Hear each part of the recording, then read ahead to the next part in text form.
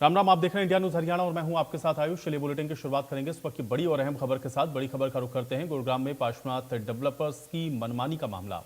घर खरीदारों की शिकायत पर सुप्रीम कोर्ट अब सख्त हुआ है और पार्श्वनाथ डेवलपर्स के कई प्रोजेक्ट पूरे नहीं होने पर सुप्रीम कोर्ट ने सख्ती दिखाई है। सुप्रीम कोर्ट ने डायरेक्टर्स को पेश होने के आदेश दिए हैं।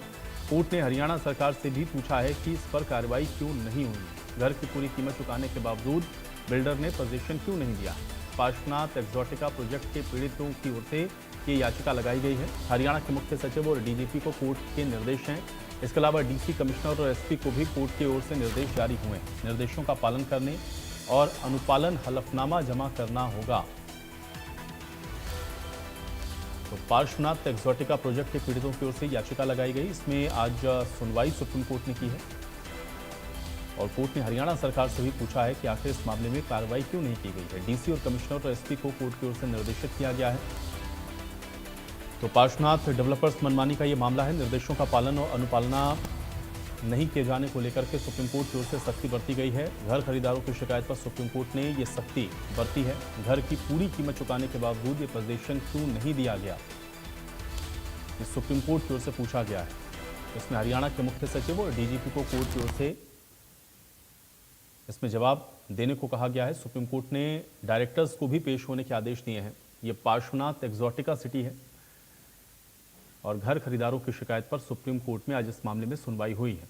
अब सुप्रीम कोर्ट ने इस पर नाराजगी जताई है और घर की पूरी कीमत चुकाने के बावजूद पोजीशन क्यों नहीं मिला, ये सुप्रीम कोर्ट की ओर से पूछा गया है। और सुप्रीम कोर्ट ने डायरेक्टर्स को भी पेश होने के आदेश दिए हैं और कोर्ट ने हरियाणा सरकार से भी ये पूछा है कि इस मामले में कार्रवाई क्यों नहीं की गई है। तो घर खरीदारों की ओर से शिकायत की गई थी पार्श्वनाथ एक्सोटिका सिटी और पोजीशन नहीं मिलने को लेकर के ये शिकायत की गई।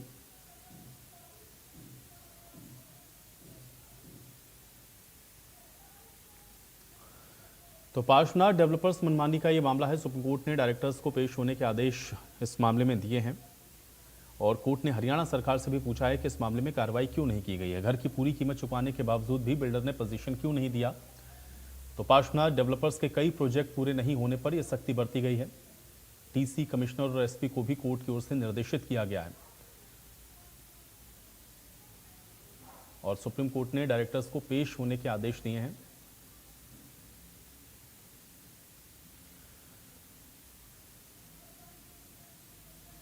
और इसी खबर पर ज्यादा जानकारी के साथ संभव शर्मा मेरे साथ मेरे सहयोगी जुड़े हैं। संभव, आज सुप्रीम कोर्ट ने पार्श्वनाथ डेवलपर्स को लेकर के और पोजीशन नहीं मिला जिन लोगों को उनकी याचिका पर सुनवाई करते हुए जवाब तलब किया है। इसके अलावा सख्ती भी इस मामले में दिखाई है सुप्रीम कोर्ट ने। क्या कुछ हुआ आज की हियरिंग में, बताएं संभव।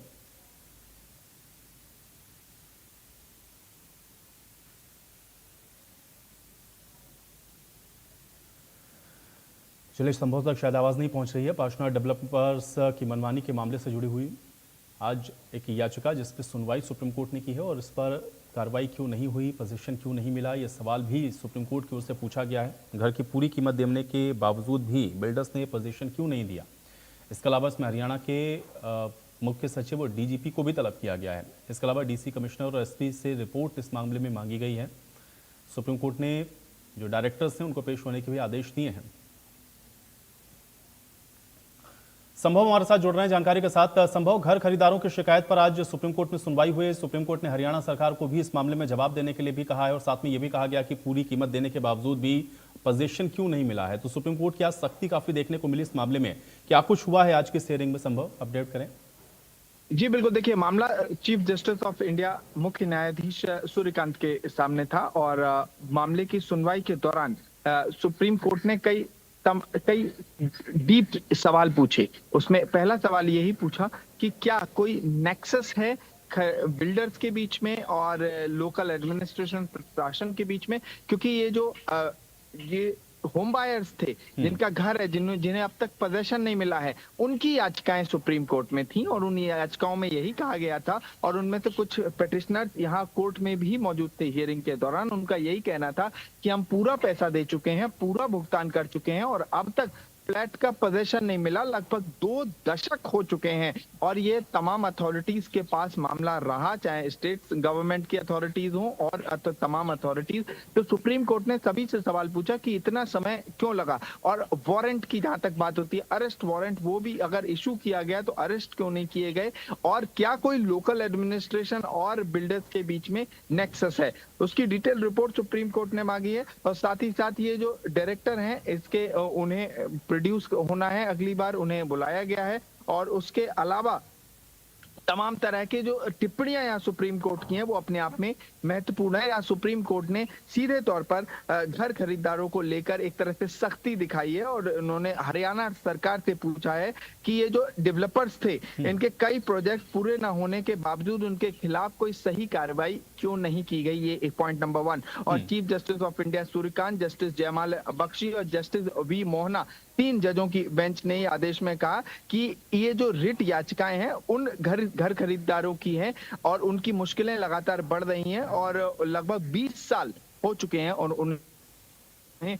अपना घर नहीं मिला है, जबकि वो पूरा पैसा दे चुके हैं। इसमें याचिकाकर्ताओं की अगर बात की जाए तो याचिकाकर्ताओं के अनुसार लगभग 2006 में उन्हें अस्थायी रूप से यूनिट्स अलॉट की गई थी, लेकिन आज तक पोजेशन नहीं हुआ है। और एक फ्लैट की कीमत लगभग 1 करोड़ रुपए से ज्यादा बताई जा रही है।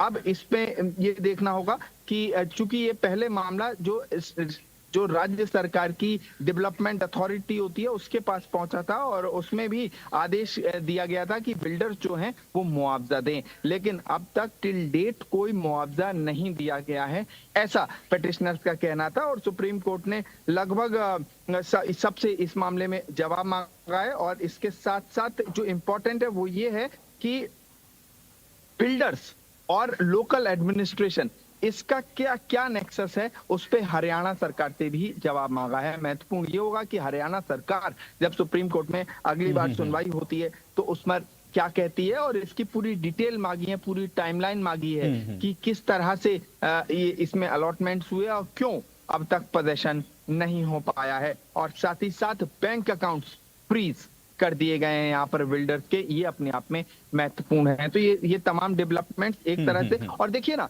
ये सिर्फ दिल्ली एंड ये सिर्फ हरियाणा से ही जुड़ा हुआ है, गुरुग्राम से जुड़ा हुआ मामले के रूप में नहीं देखा जाना चाहिए, क्योंकि सुप्रीम कोर्ट की बिल्कुल, और संभव देखना यही होगा कि इस मामले में जो सरकार है उसके क्या पक्ष रखा जाता है। बहुत शुक्रिया संभव हमारे साथ जुड़ने के लिए, इस तमाम बातचीत के लिए।